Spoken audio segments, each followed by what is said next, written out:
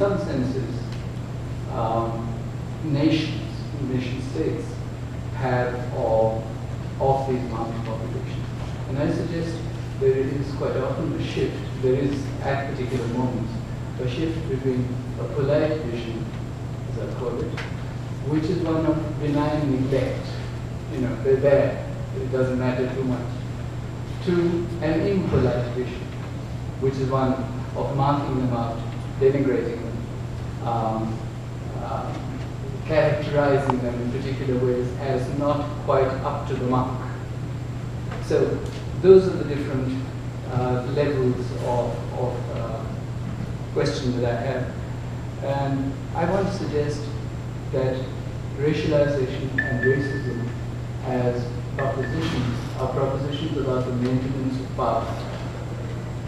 It is a structure of marking difference in particular ways in order to maintain particular structures of power and privilege.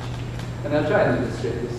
We have only half an hour for this session, but I hope there's some ideas that I could continue to talk about. In any case, I hope there's something in these notes that you can respond to because it will help me think through things I'm talking about. So with that, in order to discipline myself, I'm going to follow a text a little bit more than I usually do. Let me start with a reference to something that happened in January this year. In January, the law minister of the provincial government in Delhi, who represented a new populist party that had just come to power, he initiated a vigilante-style raid on a small group of African immigrants living in Kirki Extension, a small village, urban village, that was becoming part of a kind of gentrifying, growing, commercializing Delhi, in the South Delhi, which is the most prosperous part of Delhi. The minister, who was elected to the Delhi legislature from that constituency, including this particular area, led a group of his supporters into the area on the night of January 15th to demand that the police take immediate action on the basis of complaints by local residents about drug sales and prostitution rackets allegedly undertaken by the African community.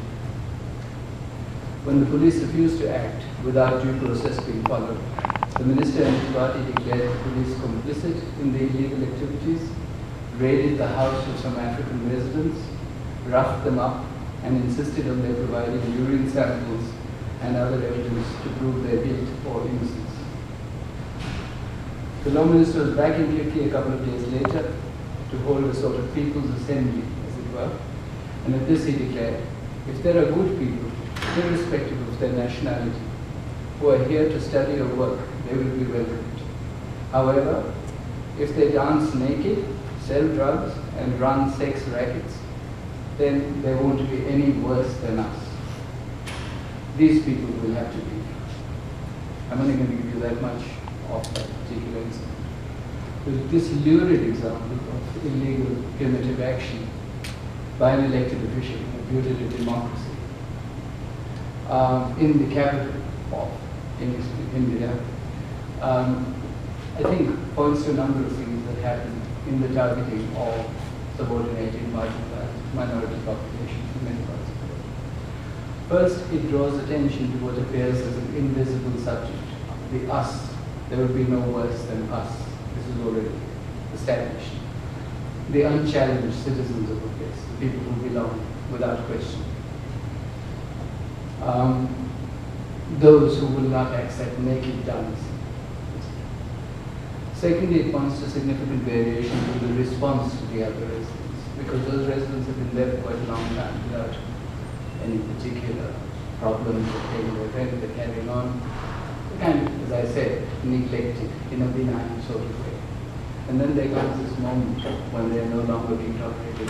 So in this particular instance, because of real estate development, because it leads to push-up rents, various other things, the gentrification of the place requires movement, requires pushing some people out, whatever it is. And so they appear to threaten or challenge existing structures of power or to block avenues for advance. And that's enough to actually mark a shift or to allow a shift of emphasis from polite action to impolite action. So that's just my preliminary example. I want to say something about the politics of blackness and whiteness in general, just as a preliminary point, which will be familiar to many people here, and yet I need to make it in order to. Who's never marked. Everybody else is, sometime or another, right? Or in India, the upper caste, North Indian, middle class, male, right, who's not marked. Virtually everybody else is at some time or another. But I'm going to go on instead to thinking about the marking of those who don't fit quite so naturally, or who are not so insidiously inserted into that position of the natural citizen. As the identity of natural axiomatic citizens, Rhonda said, tell me 5 minutes before, but please tell me when I'm halfway through so that I have a sense of, and don't tell me I'm already halfway through. That's not allowed. You can tell me when I'm halfway through, but not now.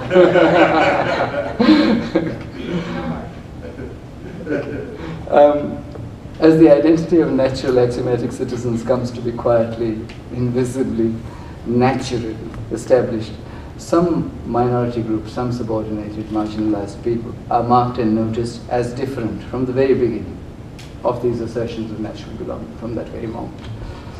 This is especially true in cases where populations have been conquered or subjugated and marginalized as a mass.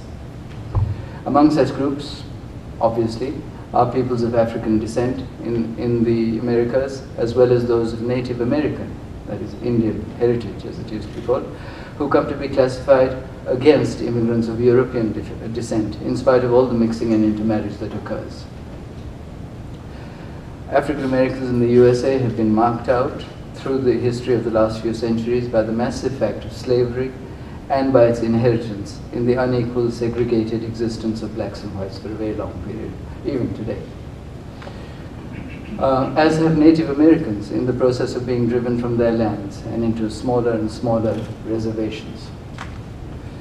In India, to take a rather different example, one of not an obviously subordinated group, but one that becomes a subaltern population fundamentally, that is the Muslims of India. The Muslims come to be identified against Hindus and others by a historical marking of Muslims and non-Muslims, separation of Muslims and non-Muslims, believers and non-believers. Interestingly, initially under a variety of Muslim rulers from the 12th century onwards particularly.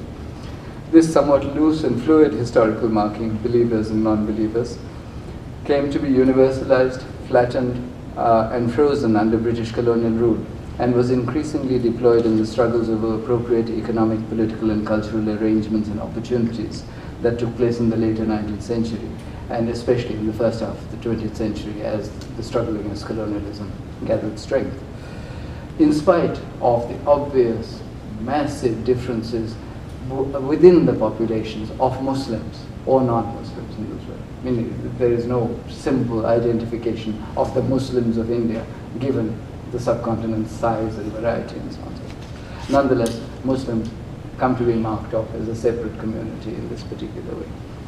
Aside from these examples, there are of course, both in India and the United States, other quite often numerous and largely subordinated and marginalized populations that are not particularly noticed and compartmentalized in such broad categories.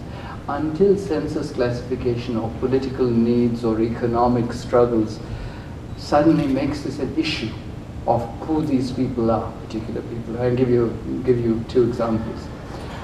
The one that's relevant to this conference absolutely centrally of the Dalits, the ex-untouchable groups, the depressed classes as they were called for a long time, who were not, most of you will know, I mean certainly everyone here will know, that the Dalits, the Dalit is a political category, is a political constituency, is a project, right?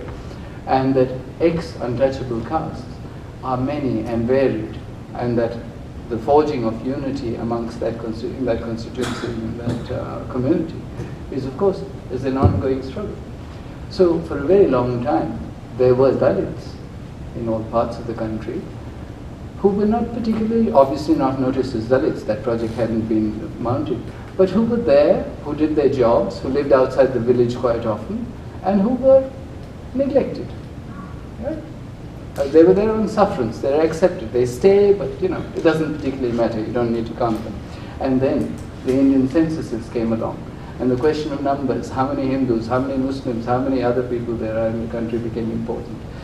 And many historians have written about this, about the so-called Gate Circular, after the name of the Census Commissioner, G-A-I-T, who wrote it, which directed that separate tables be drawn up in the 1911 census in India for groups like the untouchables and many tribal communities whose place in the Hindu community was uncertain, was kind of marginal. The circular, writes a nationalist Hindu leader of the 1920s, the circular proved a good tonic for the apathy of orthodox Hindus. One fine morning, the learned Pandits of Kashi, that's the holy city of Banaras, rose to learn that their orthodoxy stood the chance of losing the allegiance of 60 lakhs, 6 crores of human beings who the government and its advisors were told were not Hindus. So a very large community, section of the population would suddenly become non-Hindu, and this was really troubling.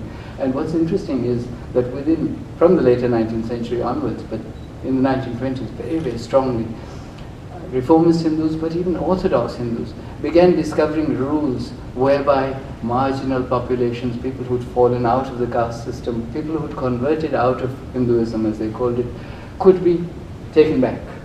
They were now being allowed in. There was even a resolution in the 1920s by Orthodox Hindus supporting the reformists, saying they don't even need to be allotted to a particular caste. They can just be Hindus, which is an extraordinary statement for such a caste-ridden society. You know, one of the central marks of the Hindu tradition is that everyone belongs to a caste in some odd sort of way. But here, the thing is this fear of losing a very large section of the population and just being classified politically somewhere else. So I won't go through all of this, but just quote two of these leaders talking about why the ex-untouchables, these depressed castes and classes, should be classified as Hindus. The depressed classes are Hindus, one person says. They worship Hindu gods, observe Hindu customs, and follow the Hindu law. There isn't one such, but you know. Okay. There's another person who talks about the tribal groups. So he names several of them: Santals, Kolis, Bhils, Panjams, Namashudras, many depressed castes and classes and tribes. And he says, they inherit the Hindu blood and the Hindu culture, right? In the same place. They do still worship deities and saints and follow a religion, however primitive. So there's all kinds of peculiar arguments being put forward for why they are Hindus. One Muslim leader at this time, you'll be amazed to hear, actually said, well, there's this very large untouchable population. The only fair way to resolve it is to put 50% of them into the Muslim category and 50% into the Hindu category. So of course, the Dalits have nothing to do with it. But consider the parallel, and you know, most of you will know this, but I want to rehearse it because it is, when I've spoken to American colleagues, many are surprised by this information on what are called Hispanics very widely. The parallel, long unnoticed case of the Latino population, long unnoticed, I want to stress that, population in the United States, in terms of their place in the census, in the national census. The US government, of course, as many of you will know, did not even attempt to separately tally the Hispanic population until 1970, by which time the question of numbers had become critical, or was becoming critical. It's now become absolutely dreadful, you know, disastrous, as people see it. The US Census Bureau has long considered race as a separate and distinct category from ethnicity. So most Hispanics had to mark themselves in censuses as either belonging to the 4 categories of race that you could have, you know, black, white, Native American, etc. And then it became 5 at some point. And alongside, Hispanics and others had to say which ethnicity they belong to, Hispanic or non-Hispanic. That's an extraordinary set, but there it is. In the 1930 census, for the first time and only time, Mexican becomes a race. 1930, Mexican is a race in 1930. In 1940, FDR, Roosevelt is on his mission to establish friends across the border and so on and so forth.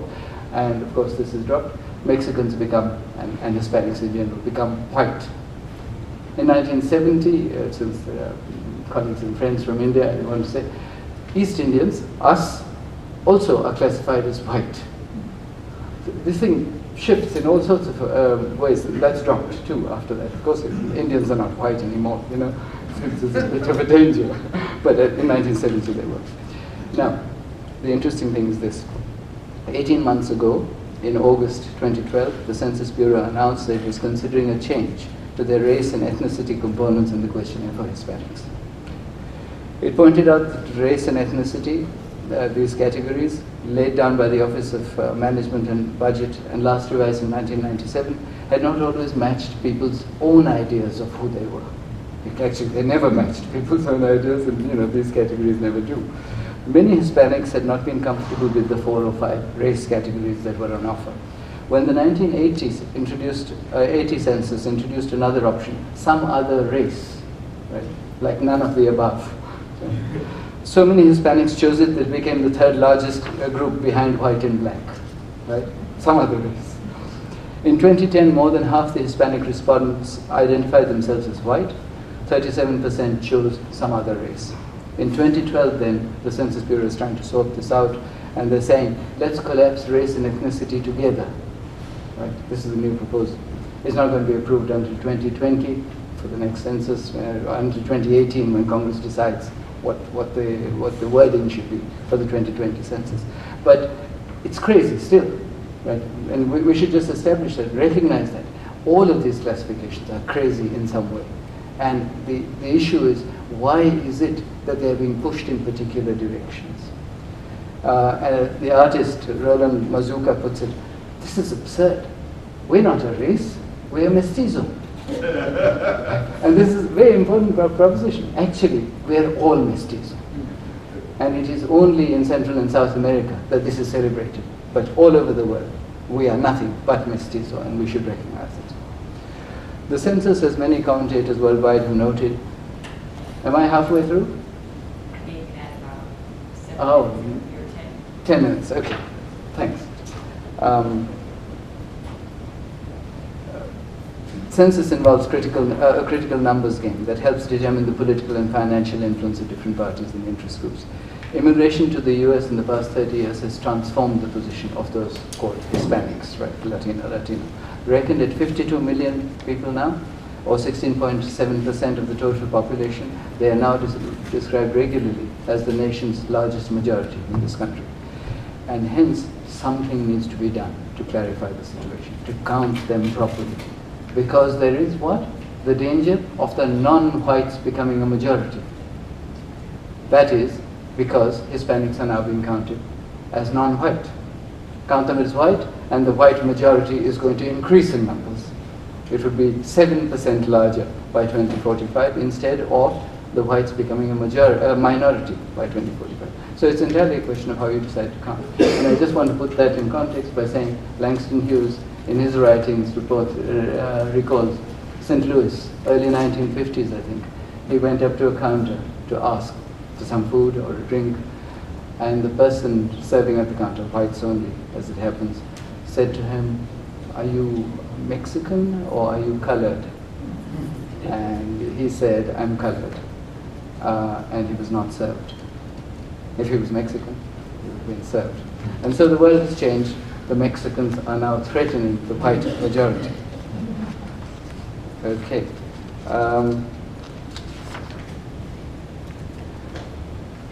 We return here to the question of whites.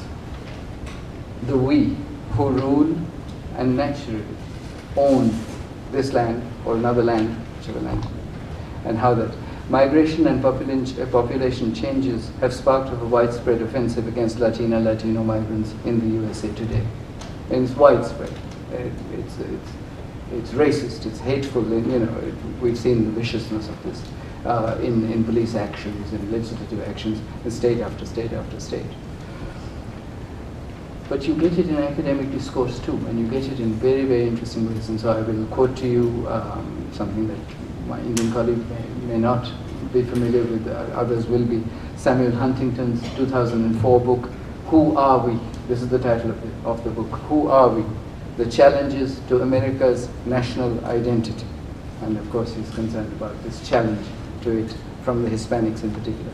We, the people of the United States, according to Huntington, had through a long history established a common ethnicity, race, culture, language, and religion. Those are his words, on the basis of which Americans have established America and the American creed. We, the people of the United States. Okay? And then he says, the creed is unlikely to retain its salience if Americans abandon the Anglo-Protestant culture in which it is grounded. He goes on to address Hispanics directly. There is no Americano dream. They don't have a dream. There is only the American dream created by an Anglo-Protestant society. Mexican Americans will share in that dream and in that society only if they dream in English. And I want us, my book on the history of prejudice, while I didn't articulate it in that way, is really a reflection on the question of what it means to dream in English. I want to put it to you that dreaming in English doesn't mean only the language. In fact, much dreaming is not in a language, right? It's images of many kinds. But dreaming in English means to dream a particular form of existence, particular politics, particular positions, articulating life and articulating life patterns. The nuclear family, the single unit, the small house in the suburbs, these are parts of it in quite remarkable and interesting ways. And I think it is important to think quite who belongs to this tradition of these dreams and who is being pushed into it and what other dreams are being denied as we think about it. Okay. And I want to just talk about this impolite vision, the impolite vision that has come towards the Hispanics. Long neglected, long uncounted, now being counted as non-white, now being told they do not dream in English. I want to just mark the emergence of that impolite vision towards Dalits in India and African Americans in this country. The African American example everyone will know, but some of you will not know these quotes, and these come directly from my book, so I apologize to anyone. There may be no one who's read it, so that's okay. I know there's one who's trying to read it, but and there's more than one. My apologies if you've already come across it. And the example of the African American one just comes from the fact of the election of the 44th President of the United States. And the backlash in terms of impolite vision, which allows a member of Congress to say to the President in a national, "You lie, Mr. President." Which other president, who would have dared to ever have done such? Nonetheless, here's some right-wing examples of the kinds of things that have been said about President Barack Obama, for all his sophistication, for all his extraordinary intellectual, cultural, acumen, abilities, evident to everybody. Rush Limbaugh, you know this book, August 2010. I have not called him Imam Hussein Obama. Imam Barack Hoover Obama is the correct nomenclature. It cannot get worse. Imam Barack Hoover Obama is the correct nomenclature. Imam Obama is becoming more well known and the media can't protect him. However much leftists, liberals and other un-American elements, liberals, leftists, all of us, try to hide who they really are, the truth is eventually gonna surface. And so I won't go on with that particular example. Let me give you the example of an East Indian American, someone like me, right, who's trying to prove his Americanness and how white he is. Dinesh D'Souza, 2010 book entitled The Roots of Obama's Rage. He writes, incredibly, the US is being ruled today according to the dreams of a Luo tribesman of the 1950s. Luo is the Kenyan tribe from which, Kenyan group from which Obama's father is meant to have come. This philandering, inebriated African socialist who raged against the world for denying him the realization of his anti-colonial ambitions is now setting the nation's agenda through the reincarnation of his dreams in his son. The venom here is just extraordinary. The New York Times wrote, it is inconceivable. So what I said a moment ago, it says in so many words in April 2011, It is inconceivable that this campaign to portray Mr. Obama as the insidious other would have been conducted against a white president. And we know it, right? Yet it is not marked. This is a post-racial society, they tell us. All sorts of crap. Well, I hope that didn't go down on record. Parallel, the emergence of significant Dalits, or ex-untouchable middle class in India, accompanied by a newfound political clout and an expansion of the government's affirmative action policies for the advancement of people from historically disadvantaged groups, has led to a comparable spewing of poison in the world of Indian politics. And you can date it to particular actions, the Mandal Commission, for example. In the face of these new threats, there's been a sharp spike in individual and collective attacks against lower caste people who are thought to have transgressed inherited norms and practices. Riots, as they are euphemistically described, have sometimes followed movements and demonstrations by members of the lower caste, calling for increased governmental support in the form of affirmative action or reservations for the lower castes and classes. Honor killings have followed when romantic involvements have occurred or a desire for marriage has been expressed by youths from different castes. At the same time, the media and the upper caste middle classes have launched into a huge and very public outcry over the death of merit and the end of fair play. Surely, they say, this is exactly the opposite of what a democracy should be about. And they should be reminded, and we should all have this slogan put up. Dr. Martin Luther King Jr. talked many, many times about the inequality of equality laws. The inequality of equality laws. That is what one needs to mark in speaking about this is not democratic, you know. And there's an increasing retelling of jokes in India all of the time about the extravagance, the corruption, the incompetence and more of Dalit politicians, medical practitioners, bureaucrats, teachers, what have you, right? Be careful if you have to go and see that doctor. You know, you don't know what will happen to you.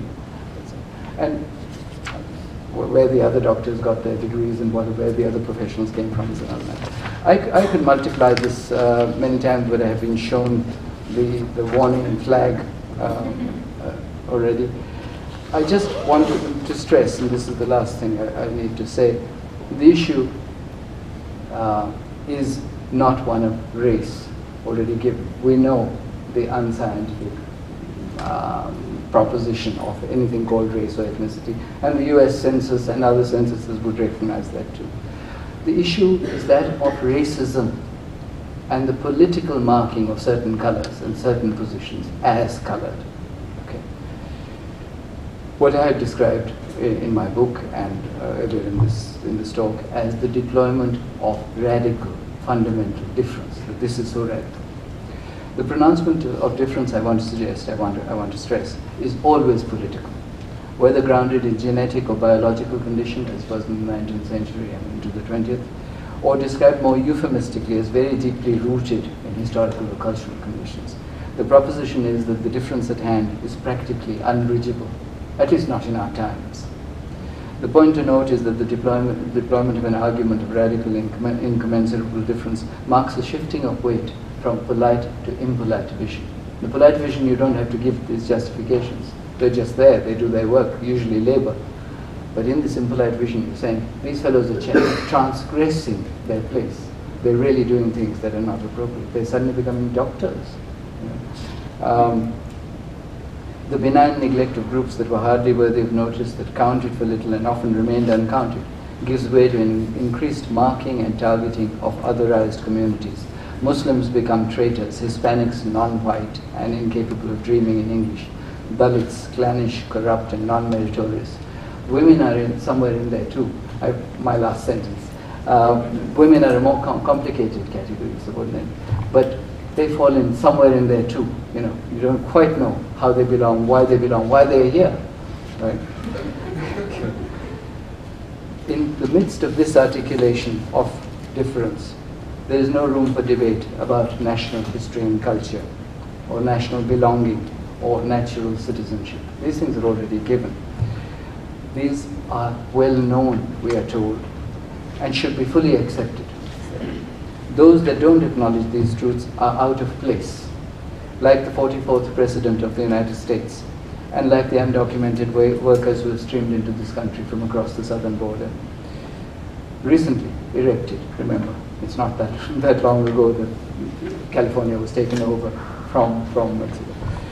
The Dalit professional, journalist, doctor, bureaucrat, or professor is quite simply a person not of the right color, not in the right place. Thank you.